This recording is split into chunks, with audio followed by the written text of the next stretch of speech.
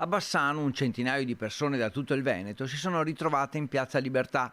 Il riferimento e l'ispirazione vengono dal mondo dei Novax, una sorta di aperitivo che fa discutere e che scatena la rabbia di molti cittadini e del Partito Democratico, anche se non si può nemmeno parlare di una vera e propria manifestazione. In realtà non si può parlare di una vera e propria manifestazione, perché non è stata segnalata alla prefettura ed è stata autoconvocata tramite il tam tam sui social network.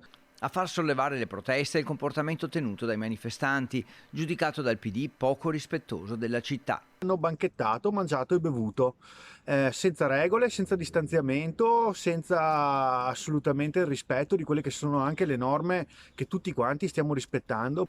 Il risultato è stata una mancanza di rispetto per il centro di Bassano, rifiuti, sporcizia e degrado. Il risultato, baristi e commercianti infuriati che fanno fatica a lavorare, il salotto buono della città ostaggio di centinaia di persone che hanno lasciato degrado e sporcizia.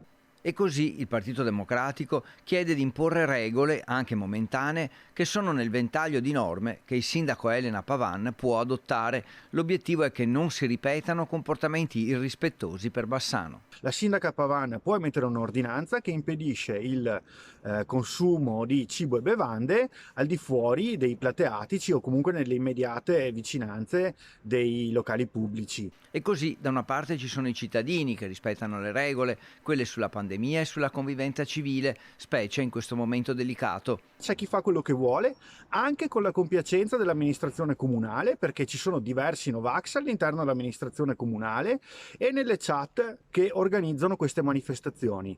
È una cosa che per Bassano è una vergogna. Più controlli, regole efficaci se serve e controlli potenziati e non solo annunciati. Questa è la strada per restituire le piazze ai bassanesi e tutelare la città.